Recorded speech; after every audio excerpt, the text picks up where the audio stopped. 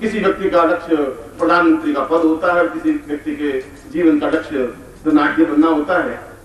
मगर उन सब के जीवन के मूल चिंतन में कहीं न कहीं धर्म के प्रति आस्था, चिंतन, दया, ममता, करुणा, प्रेम, स्नेह और उन सद्गुणों का विकास होता ही है। वे चाहे उसके ऊपर सभ्यता का असभ्यता का आवरण भले ही डाल दें। और अगर ये प्रश्न किया जाए कि हम जब देवताओं का आह्वान करते हैं तो हमें विश्वास है कि देवता आते हैं, और मैं उनसे अत्यंत विनम्रता पूर्वक स्पष्ट कर देना चाहता हूं कि निश्चय ही जब हम मंत्रों का आह्वान करते हैं, उच्चारण करते हैं, तो उम्मीद नहीं, निश्चय ही देवता का आगमन होता ही है और दृढ़तापूर्वक होता है। क्योंकि यह मनुष्य में ही गुण है कि वे राक्षस भी बन सकते हैं, और यह मनुष्य में ही गुण है कि वो देवता भी बन सकता है। उसके लिए दोनों रास्ते खुले हैं। वह देवताओं का आह्वान भी करता है और वह चाहे तो राक्षस पथ पर भी अग्रसर हो सकता है। जैसा उन्होंने बताया कि मेरे जीवन में पाप नहीं किया है, कहीं किसी प्रकार की हिंसात्मक जीवन में या खान पान में किसी प्रकार का ऐसा विचार नहीं किया है। यह जीवन की आस्था का मूल उत्सव है, जीवन की आस्था का मूल ध्येय है, एक धारणा है। और आज के इस वैज्ञानिक युग में भी जो यह आलोचना करते हैं, और आलोचना केवल बुद्धि के माध्यम से की जा सकती है, श्रद्धा के माध्यम से आलोचना नहीं होती। और जहां बुद्धि होती है वहां केवल कुतर्क पैदा होता है। बुद्धि के माध्यम से श्रद्धा उत्पन्न नहीं की जा सकती, बुद्धि के माध्यम से देवताओं को देखा नहीं जा सकता, और बुद्धि के माध्यम से देवताओं का आवाहन भी नहीं किया जा सकता। जहां पर भी बुद्धि बनती है वहां अनुगम बनता है, जहां भी बुद्धि बनती है वहां देवताओं पर अनास्था बनती है, जहां बुद्धि बनती है वहां यज्ञ के प्रति निरादर बनता है। और उनके मन में, और जो अति बुद्धिवादी है उनके जीवन में ये आता है कि ये यज्ञ में घृत और ये तिल और जव, ये होम और ब्राह्मण पंडित और वेद और मंत्र क्या है, क्यों है, ये प्रश्न केवल बुद्धि के द्वारा उत्पन्न एक शब्द जाल है, भ्रम जाल है। मगर मैं उनको भी स्पष्ट रूप से बता देना चाहता हूं कि यह केवल शब्द जाल है, भ्रम जाल भी मैं आपके सामने नहीं रख रहा हूं। क्योंकि यदि हम अग्नि को स्थापित करके और गणपति का मंत्र बोलते हैं, गणपति का उच्चारण करते हैं, और जो हमारे वेदों ने, हमारे ऋषियों ने, जिस ऋषि की हम संतान हैं, चाहे हमारे वशिष्ठ गोत्र है, चाहे विश्वामित्र गोत्र है, चाहे अत्रि गोत्र है, चाहे कणाद पुरुष, किसी गोत्र और किसी भी ऋषि का खून रक्त हमारे शरीर में प्रवाहित है, और हम उस ऋषि की परंपरा से जुड़े हुए हैं। ये अलग बात है कि हम उस परंपरा से बीच में से कट गए हैं बुद्धि की वजह से। मगर उन ऋषियों ने जिन देवताओं को, जिन मंत्रों के माध्यम से आह्वान किया है, वे सारे मंत्र यजुर्वेद में संग्रहित हैं, और पूरा यजुर्वेद उन देवताओं के आह्वान के लिए है जिनके माध्यम से यह मनुष्य जाति विनाश के गर्त से बचने की ओर अग्रसर हो सकती है, जीवन में एक उत्थान की ओर अग्रसर हो सकती है, जीवन की प्रेरणा, एक चिंतन बन सकता है। और हमारे जीवन का मूल उद्देश्य और लक्ष्य क्या है, हमारे जीवन की पूर्णता क्या है, और हम अन्नमय कोष से हट करके प्राणमय कोष में कैसे जा सकते हैं, ये सारा उस मंत्र का विधान है। और इसलिए जैसा कि उन्होंने कहा कि ये आलोचना होती है, यह आलोचना तो सत्ययुग में भी होती रही है, और त्रेता युग में भी होती रही है, द्वापर युग में भी होती रही है, कलयुग में भी होती रहेगी। आलोचना तो जहां श्रद्धा है वहां बुद्धि भी बनेगी, जहां बुद्धि है वहां कुतर्क बनेगा, जहां कुतर्क है वहां आलोचना होगी। मगर उन कुतर्क करने वालों को तर्क तो, कोई तर्क करे तो उसका उत्तर तो दिया जा सकता है। तर्क के उत्तर तो है, कुतर्क के उत्तर नहीं है। मैं आपको कहूं आप मनुष्य हैं, आप सिद्ध करिए मनुष्य कैसे हैं। मैं कहता हूं आप बिल्कुल मनुष्य हैं, ये सारा संसार कह सकता है। किसी को बुला के पूछो, आप प्रमाण करिए कि मैं मनुष्य हूं। अब इस कुतर्क का कोई उत्तर नहीं मिल सकता। मगर यदि वे ये प्रश्न करते हैं कि इसमें घृत डालने से, 1000 पुण्य यज्ञ करने से क्या देवताओं का आह्वान हो सकता है, तो मैं उनको खुला चैलेंज देता हूं। चैलेंज तो बहुत छोटा और घटिया और हल्का शब्द है, मगर मैं इसलिए कि हमारे पूर्वजों की उस मंत्र की आस्था पर मुझे क्षमता है, विश्वास है। उस यजुर्वेद का मैंने अध्ययन किया है, मैंने उस परंपरा से अपने आप को जोड़ने की कोशिश की है। मैं चाहे गृहस्थ में रहूं, चाहे संन्यास जीवन में रहा, मैं संन्यास जीवन में रह करके भी मूल आत्मा मेरी संन्यास रही और साधकत्व रही, और चाहे हम गृहस्थ में रहे और हमारे एक भी ऋषि मुनि साधु सन्यासी और हमारे पूर्वज कोई जंगल में भी रहे तो अपनी पत्नी के साथ, अपने गृहस्थ के साथ रहे। ग्रस्त में साथ रहना अपने आप में कोई दुर्भाग्यपूर्ण नहीं है।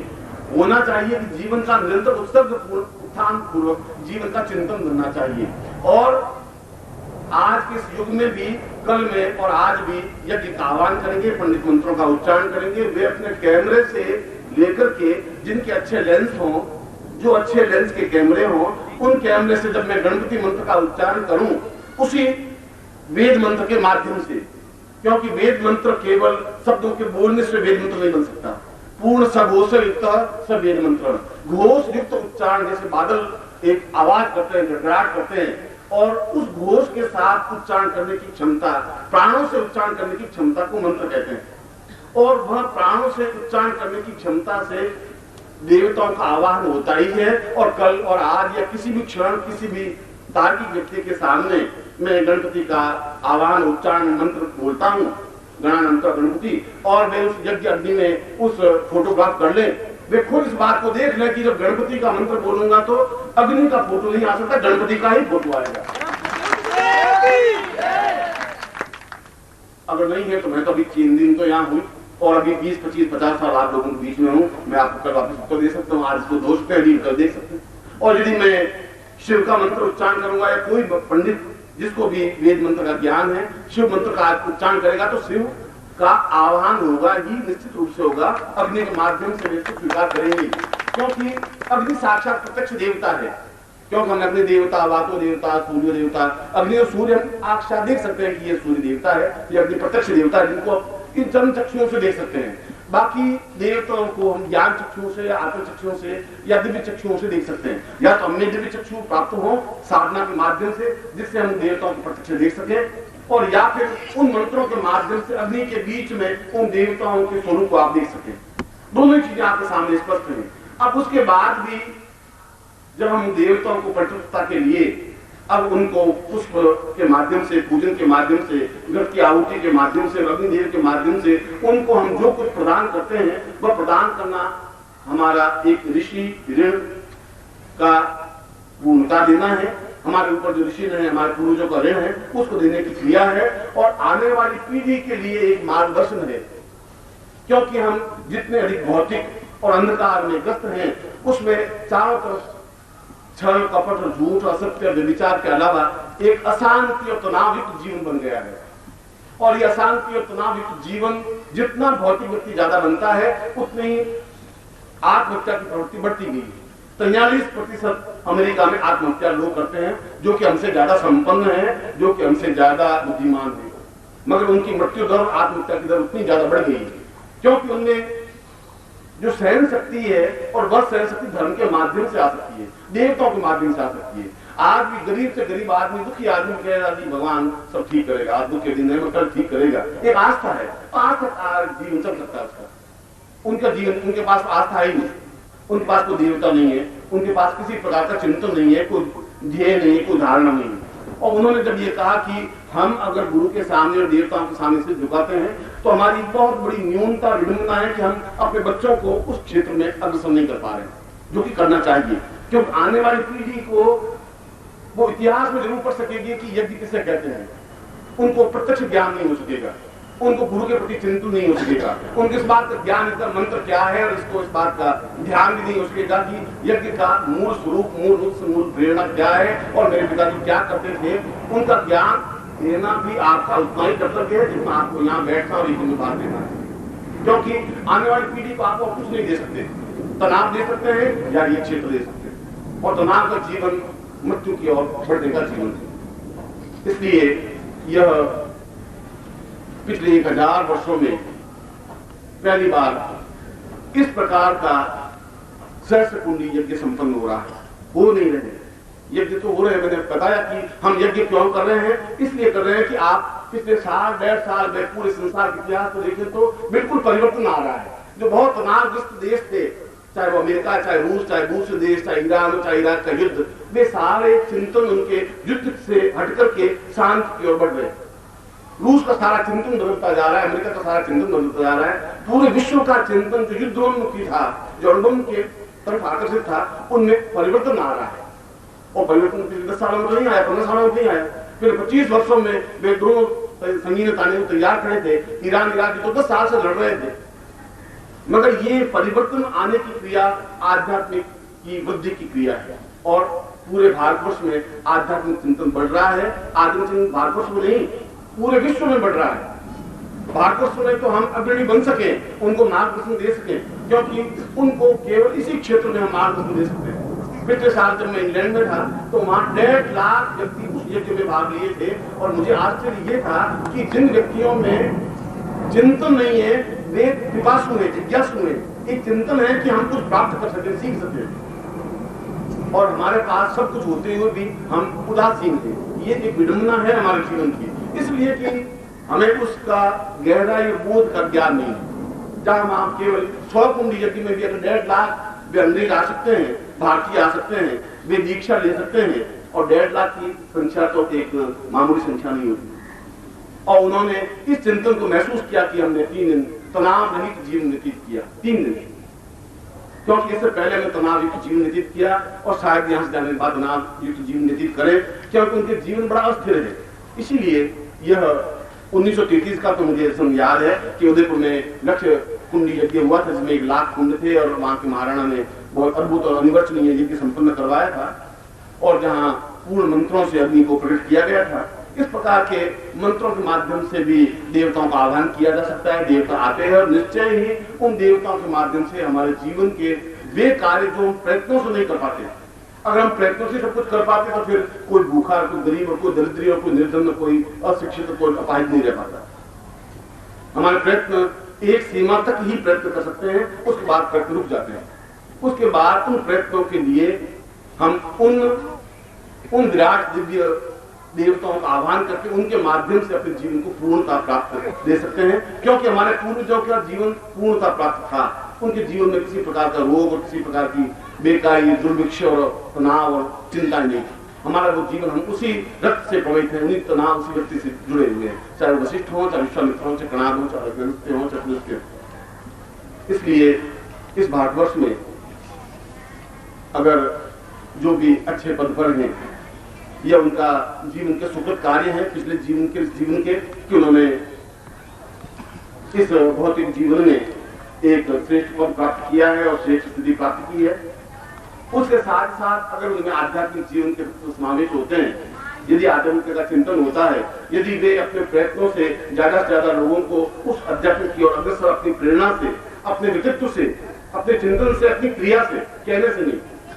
जैसे कि उन्होंने कहा कि अगर मुझे इच्छा होती तो मैं खुद धोती पहन करके आ जाता, तो ये एक चिंतन है, एक विचार है, यह कोई बहुत बड़ी विराटता नहीं है, मगर मन की भावना अपने आप में स्पष्ट हो जाती है कि मेरे मन में चिंतन किस प्रकार का है, मेरा मूल उद्देश्य क्या है, मेरा लक्ष्य क्या है, मैं कहां पर खड़ा हूं, ये उसकी वाणी से स्पष्ट हो सकता है। इसलिए मैं उन बुद्धिजीवियों को भी,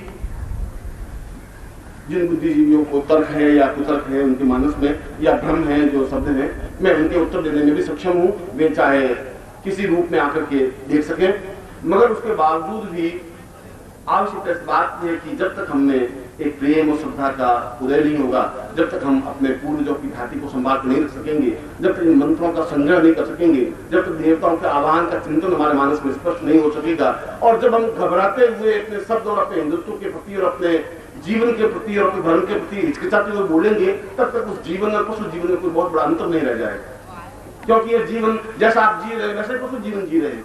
पशु भी संतान पैदा कर रहे हैं, आप भी कर रहे हैं, पशु भी अन्न खा रहे हैं, आप भी खा रहे हैं, पशु भी मर जाते हैं, आप भी मर जाते हैं। कोई बहुत बड़ी अनहोनी घटना नहीं कर रहे हैं, पर पशु यज्ञ नहीं कर सकते, पशु यज्ञ में भाग नहीं ले सकते, पशु देवताओं का आह्वान नहीं कर सकते।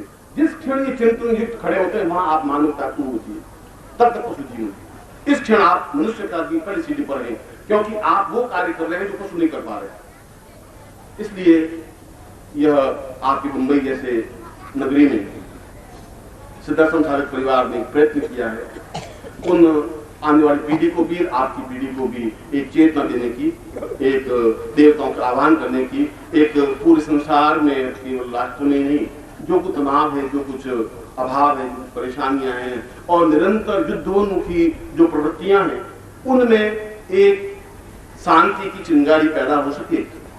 और जिन्होंने भी शांति चिंगारी पैदा की उनको गालियां मिली है, कोई गालियां और तर्क और कुतर्क पहली बात नहीं मिले। ईसा मसीह को भी पत्थरों से पीटा गया है, इसमें कोई नई बात नहीं हुई है, और कृष्ण को भी मथुरा छोड़ करके द्वारिका में भागना पड़ा है। प्राण को भी सीता का परित्याग करना पड़ा है। जीवन के जो कुछ जिन्होंने काम किया, सुकरात ने काम किया तो सुकरात को जहर का प्याला पीना पड़ा है, मीरा ने काम किया तो घर से निकाल देना पड़ा है। ये समाज तो उस प्रकार से कुतर्क करेगा ही, मगर उसके बीच में कुछ स्तंभ ऐसे होते हैं जहां चेतना पैदा की जा सकती है। वो इस बात का चिंतन नहीं करते कि ये शब्द बाण में लगेंगे और ये गाने मुझे लगेगी। वो ऐसा सोचने वाला मंच पर बैठ भी नहीं सकता और दृढ़ता के अनुसार कह भी नहीं सकता। मैं पुनः महापौर महोदय, उनकी धर्मपत्नी और उपस्थित देवव्रत मिश्र साहब और बाकी सभी सदस्यों का मैं आशीर्वाद युक्त उनको प्रेरणा देता हूँ, आशीर्वाद देता हूँ कि उनके जीवन का ध्येय, उनके जीवन का लक्ष्य पद ही नहीं है, उनके जीवन का लक्ष्य मानवता के कल्याण की और निरंतर एक एक क्षण आगे बढ़ाने की क्रिया भी है। और इस प्रकार के यज्ञों में वे स्वयं तो भाग लेंगे, मगर उनकी प्रेरणा से हजारों सैकड़ों लोग भी भाग ले सकते हैं। यदि किनके शब्द के माध्यम से, किनकी प्रेरणा के माध्यम से अगर 100 लोगों के नए दीपक जल सकते हैं, 100 लोगों के हृदय में आस्थाएं पैदा हो सकती हैं, तो यह उनके स्वयं के भाग लेने की अपेक्षा बहुत अधिक महत्वपूर्ण बलशाली क्रिया है, कार्य है। और मुझे विश्वास है कि उनके आगे का जीवन इसी प्रकार अपने जीवन के उत्थान की ओर अग्रसर होगा। और मैं उम्मीद करता हूं कि 3 दिन हमारे पूर्ण रूप से पूर्ण वैदिक मंत्रों के माध्यम से पूर्णता के साथ उन देवताओं के आह्वान के साथ जो यज्ञ में भाग ले रहे हैं, निश्चय ही उनकी जो कामनाएं, जो इच्छाएं हैं, जो उनके चिंतन है, जो उनके विचार हैं, यदि श्रद्धा है, यदि मेरी श्रद्धा आप लोगों में है तो आप मेरी बहुत प्रिय हैं, और यदि तर्क है, अश्रद्धा है, तो फिर न आप मेरे पर विश्वास कर सकते, न आप पर विश्वास कर सकता हूं। यदि आपको देवताओं पर श्रद्धा नहीं है तो देवता भी आप पर विश्वास नहीं कर सकते। ये तो सीधा हृदय का अटैचमेंट है, मस्तिष्क का अटैचमेंट नहीं है। मस्तिष्क का जुड़ने की क्रिया नहीं, मस्तिष्क जुड़ नहीं सकता। मस्तिष्क तो बागजाल पैदा करता है, भ्रम पैदा करता है, तर्क पैदा करता है, और वह तर्क निरंतर मृत्यु की ओर अग्रसर होता है। इसलिए मैं उन्होंने इतना मुझे समय दिया और यहाँ आए, उनके जीवन के चिंतन को मैंने समझा, और मुंबई जैसे व्यस्त और तनावयुक्त नगरी में जो कुछ तनाव रहित जीवन जीने के जो 3 दिन मिले, वह तनाव रहित जीवन और शांति जीवन पूरा जीवन हमारा बन सके, आध्यात्मिकमय बन सके, देवतामय बन सके, और हम सही अर्थों में पूर्ण पुरुष बन सके। हम जीवन के उन कुंडलिनी को जागृत कर सके, हम अपने उन चरण चक्षुओं को दिव्य चक्षुओं में परिवर्तित कर सके, देवताओं को प्रत्यक्ष देख सके, और देख सकते हैं आज अग्नि के माध्यम से, क्योंकि अग्नि हमें दर्शन करवाती है। और आप जिस दिन चाहे मैं दर्शन करवा दूंगा, जिस क्षण चाहे दर्शन करवा दूंगा। आप में पूरे तर्क और कुतर्क को लेके खड़े हों। ओम परम तत्वाय नारायणाय गुरुभ्यो नमः।